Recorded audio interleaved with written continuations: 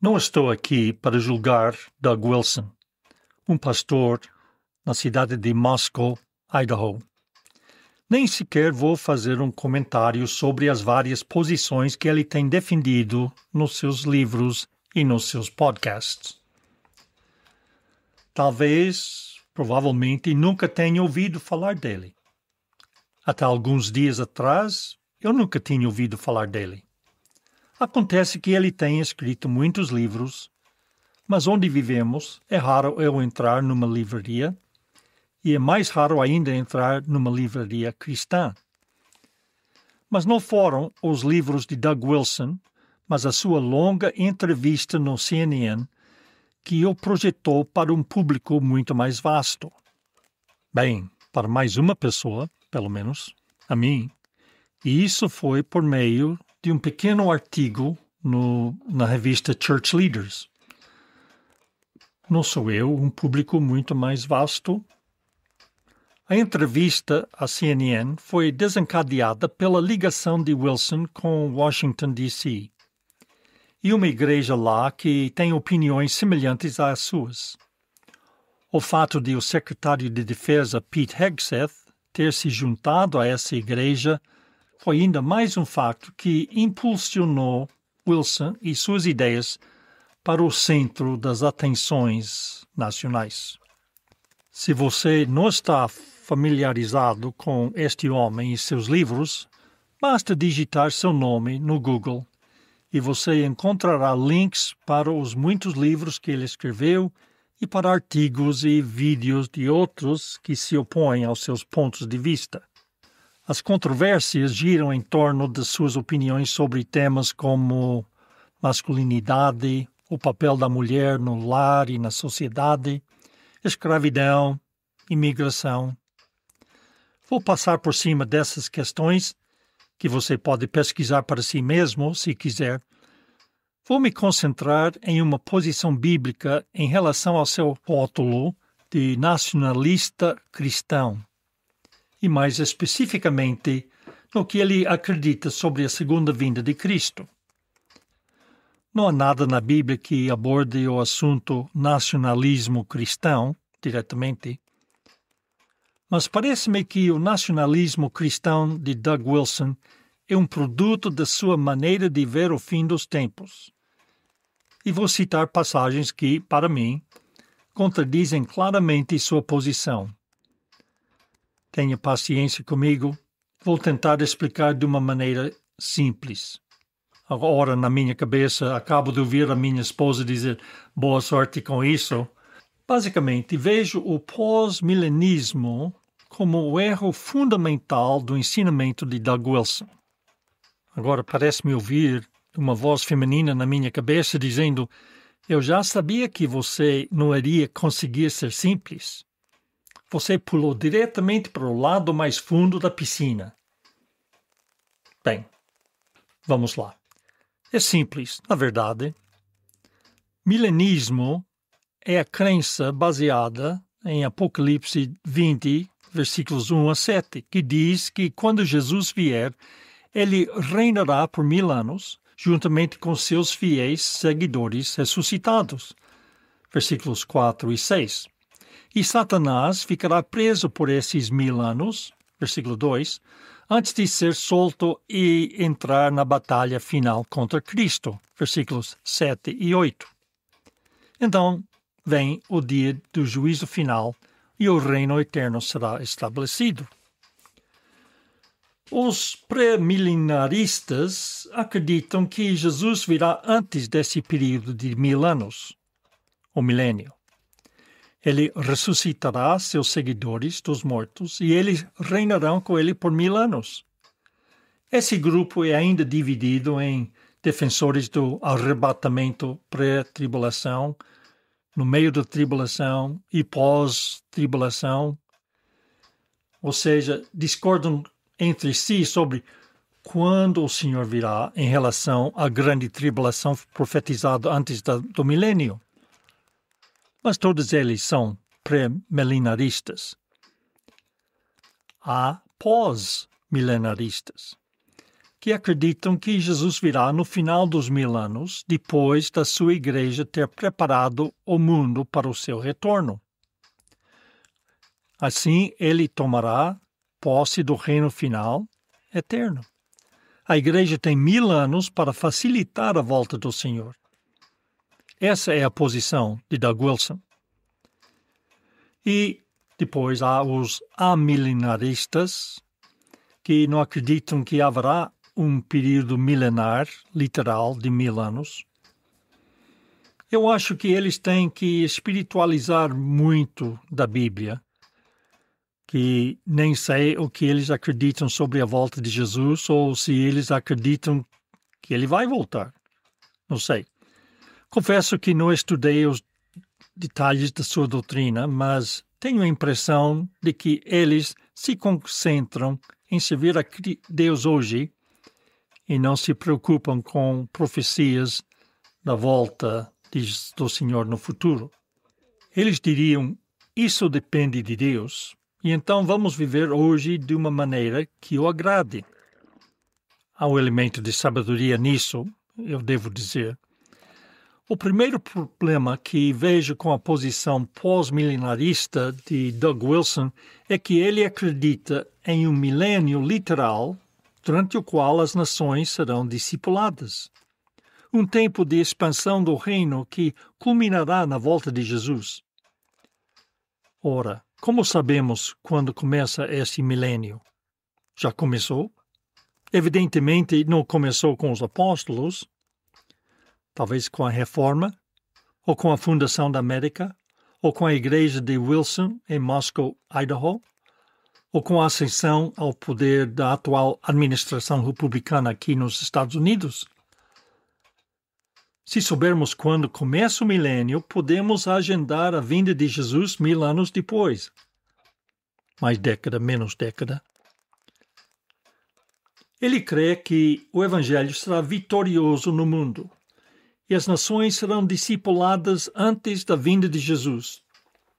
Com uma população mundial de 8.000 milhões de habitantes, ele admite que há muito trabalho a fazer, mas as igrejas estão a fazer isso.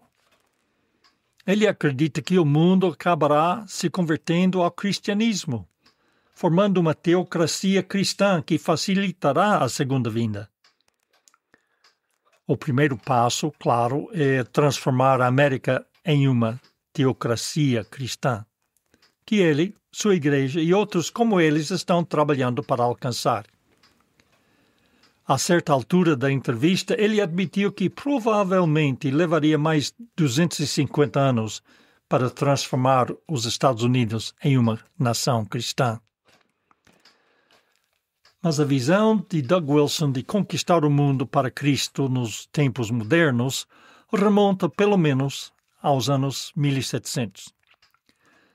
Quando William Carey deixou a Inglaterra indo como missionário à Índia em 1793, seu exemplo desencadeou uma onda de fervor missionário nos anos 1800 e, por isso, ele foi chamado o pai das missões modernas.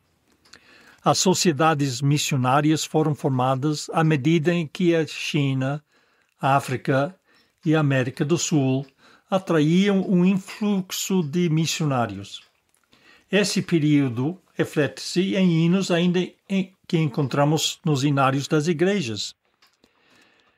Há uma secção dedicada a missões, hinos como Dai-nos luz, as boas novas, desde um ao outro polo, eis os multidões. Sim, conquistar o mundo para Cristo. São hinos dos anos 1800, indícios desta onda missionária que acreditava na possibilidade de conquistar o mundo para Cristo mesmo. Mesmo antes da missão pioneira de Carey, na Índia, em 1793, Isaac Watts, que morreu em 1748, escreveu as palavras para o hino Jesus reinará sobre todos os povos em um reino glorioso, pensamentos que são ecoados em seu mais conhecido e amado hino cantai que o Salvador chegou. Embora esse hino seja cantado praticamente apenas no Natal, não se fala do nascimento de Jesus. Trata-se da glória da sua segunda vinda para governar toda a natureza e a humanidade. Quando, cito, os povos provarão que é justo e bom o Salvador e lhe obedecerão. Nós mesmos fomos missionários no estrangeiro por quase 45 anos. Mas será o ímpeto missionário geral hoje o mesmo que era em 1800? Isso quando as potências coloniais europeias governavam a maior parte da África ou do sul da Ásia? Naquela época, conquistar o mundo para Jesus se encaixava perfeitamente com as realidades políticas nas colônias na África. Entrar nas nações independentes de hoje, como missionário, pode ser muito complicado. Às vezes, impossível. A crescente dificuldade de acesso às áreas não alcançadas do mundo é agravada pelo crescimento explosivo da população mundial.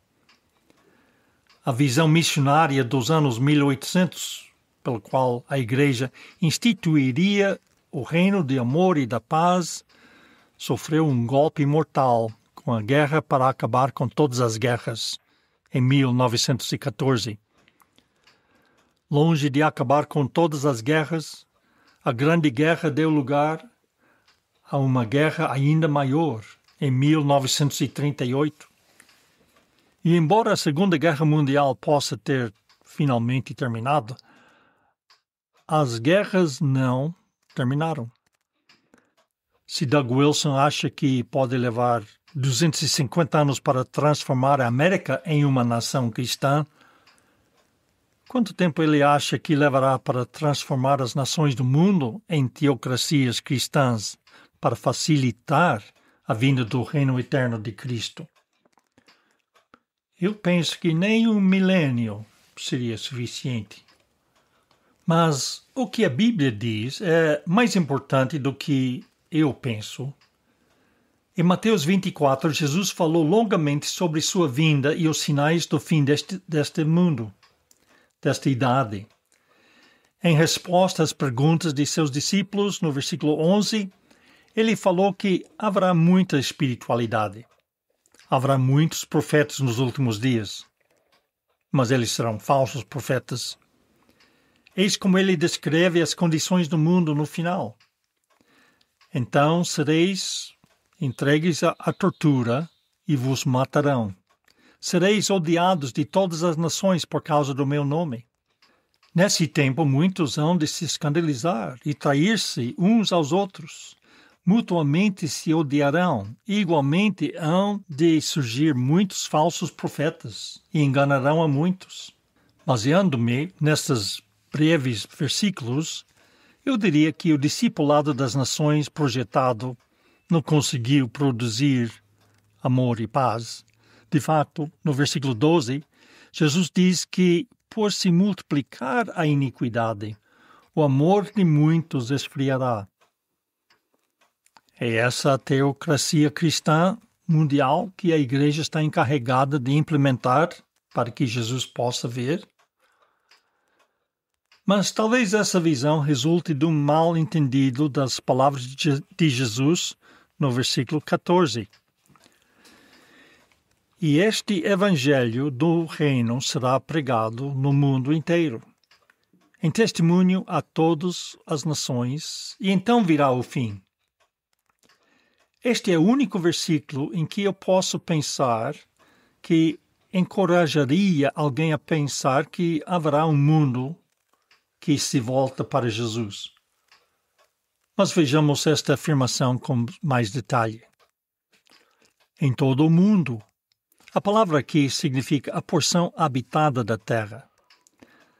Nações, etnia, em grego, refere-se a povos, raças, etnias.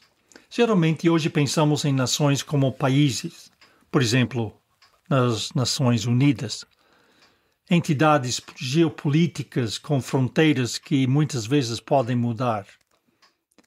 Assim, Jesus diz que o Evangelho do Reino será proclamado em todas as porções habitadas da terra e a moderna tecnologia da rádio, televisão e internet por satélite torna possível chegar a lugares que seriam inacessíveis por métodos missionários históricos.